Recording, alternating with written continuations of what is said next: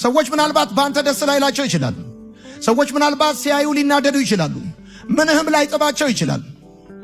ምናልባት ቁመትህ፣ አፍንጫ፣ መልክህ ወይም ኢኮኖሚክ ብቻ በሆነ ጉዳይ ሰዎች በአንተ ደስ ላይሰኙ፣ ያንተ ጉዳይ ላይ ጥማቸው ላይፈልጉ ሊናደዱ ምናምን ይችላሉ።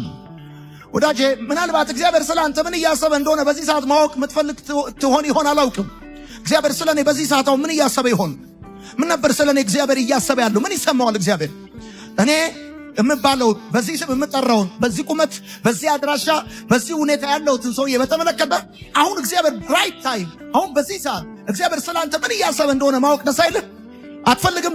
ምን እግዚአብሔር ስለ አንተ እያሰበ ይሆን? ተናዶብህ ይሆን? ወይስ አዝኖብህ ይሆን? ተጣልቶክ ይሆን? ወይም ጀርባው ለአንተ ሰጥቶክ ይሆን? ብቻ የሆኑ ሰዎች የሆነ ይሄን ጉዳይ በተመለከተ ማወቅ ይፈልጋሉ ብዬ አስባለሁ። ግን I have good news። አንደኛ እግዚአብሔር ባንተ ደስ ይለዋል። እግዚአብሔር ባንተ ደስ ይለዋል። ይገርማል።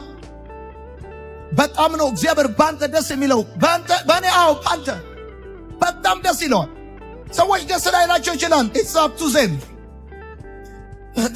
ሰዎች አንተ ላትጥማቸው ትችላለህ። ይሄ የራሳቸው ጉዳይ ነው። ሰዎች ላይቀበሉ ይችላሉ።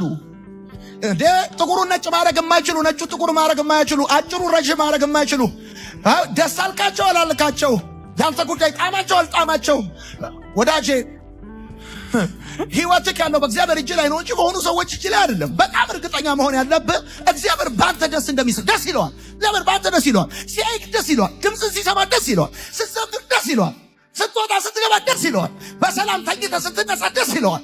ጤነኛ ሆነህ ስትገባ ስትወጣ ደስ ይለዋል።